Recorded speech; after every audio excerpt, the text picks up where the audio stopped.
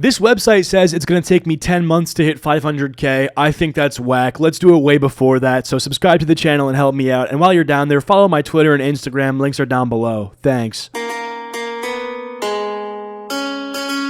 Smoking in the backyard, crashing, I can't start. Blunts to the face when I race like it's NASCAR. Okay, so there's this YouTuber named Carolyn Constanar, and she made a video 3 weeks ago saying, I have an announcement. Now, if you don't know who this person is, they got popular posting sketch videos where they do like these 70s retro style music videos about random quirky topics like the STD song, the depression song, how to be a feminist mother, stripper magician, and you know, some of these videos were funny, they're kind of ironic, whatever. They've got their own aesthetic, they're artsy fartsy. It's gathered her a pretty big audience of 1 million subscribers on YouTube. Well, she'd been absent from her channel for about a year, returned with a video like I mentioned called I Have an Announcement 3 weeks ago, where she announced to her audience who hadn't seen her in a year that she was pregnant, and she was in her 3rd trimester. I'm currently in my 2nd trimester. And let me tell you something, being pregnant is exactly what they say it is. It's pretty awful. It's very overwhelming to be 20 and pregnant because I'm around other 20-year-olds that are like, I don't even know what I'm like doing right now. Like, I don't even know who I am or what I want in life. And I'm just like,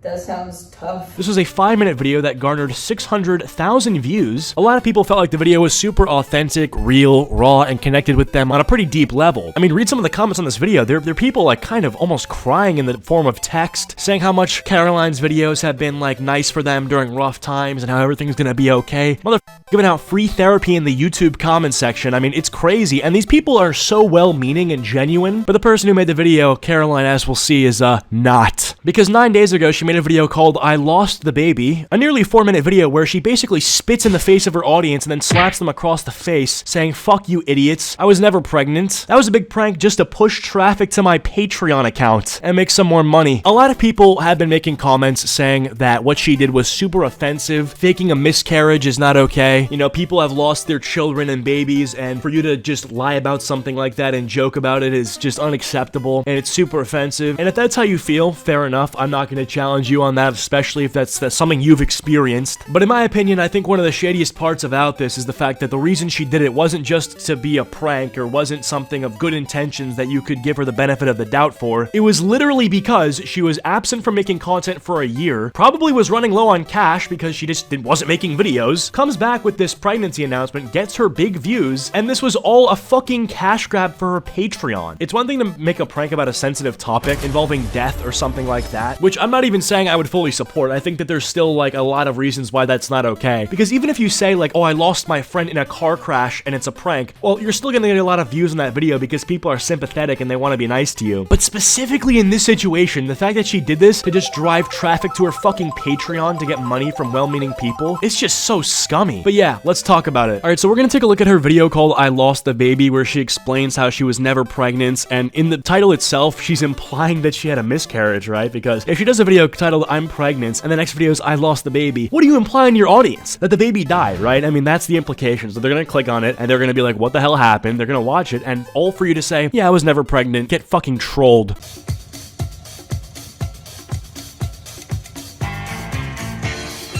Okay, guys, I lost the baby, and I don't know exactly where I put it. It has to be around here somewhere. Okay, so some of you guys are probably wondering, no, I am not pregnant. And I'm sure some of you are shocked. I'm sure some of you are not surprised at all. I'm sure some of you don't care. But some of you might be asking, when you're a content creator, the line between entertainment and reality is very blurred. Your audience will become very attached to an abstraction of yourself. And the odd thing is that this connection can become very personally meaningful to the viewers. What? Alright, so before she goes on a rant about why parasocial relationships are bad and why audiences shouldn't idealize any content creators, I don't think that has anything to do with you being a piece of shit for peddling a Patreon off the backs of a fake narrative of you having a miscarriage. Audiences do connect with an abstraction, right? Like if something doesn't exist, they can still get connected to it. Like if you're playing a character and they relate to the character, that could cause problems. Like if you no longer want to play that character and just be yourself, people might stop watching. But I think you're gonna have a very hard time convincing people that that has anything to do with the fact that you literally used a fake pregnancy to practically e-beg. Whilst not being personally meaningful to the creator itself, your attention is monetarily valuable to me. And unless you have some narcissistic tendencies, which a lot of us do, the experience of having a parasocial relationship with your audience can be very uncomfortable. I'll give you an example. When I was 15 and I first started making content, I had a lot of people threaten every day. And if you could imagine, this was not fun. And the problem with this, beyond the obvious, is that there's no meaningful way to respond to this interaction. The offender has anonymity, and in some way, so do I. Holy obfuscation. Take it to a publisher, dude. If I wanted an anime backstory, I'd watch Naruto. I'm not here to hear your upbringing and how, you started to be a content creator and how it was hard at the beginning, but then you became more used to it. This has literally nothing to do with what we're talking about. This is unnecessary filler to divert attention away from what we're actually supposed to be talking about. The title card that she used going into this segment was, quote, "Why would you lie about the pregnancy?" And she's talking about how, like, parasocial relationships are bad and the content creator audience relationship has a lot of inherent flaws. Here, I'll give you one inherent flaw: the fact that you felt so comfortable literally peddling a Patreon to well-meaning viewers who wanted to help someone who got pregnant young. I'm not treating them like a real person. They're not treating me like a real person. You're not real. And I'm not real, and none of this is real. Oh my god, dude, like the Reddit tier nihilism, like, oh, what I say has no impact, what I say doesn't matter, what you say doesn't matter, this is all digital metaverse. It's always the people who drastically screw up who decide to bring up questions like, man, what does it all matter for? Why are we even here? What's the meaning of life? Of course, very fundamental questions like these only get asked after tides turn against you. The effect that we have on each other is still very real. I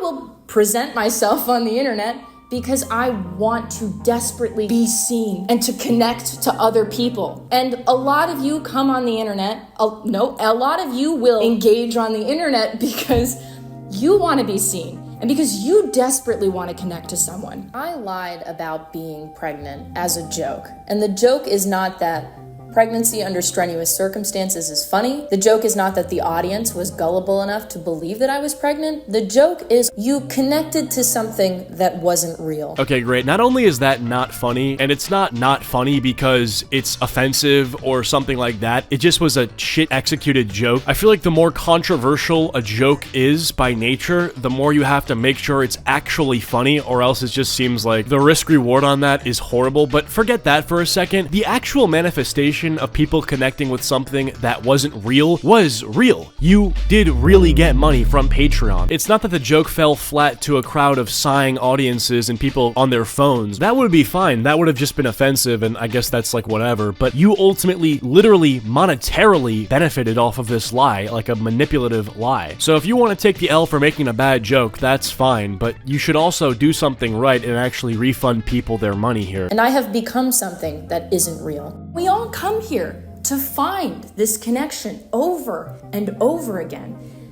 And we don't really find it until now, when you subscribe to my Patreon.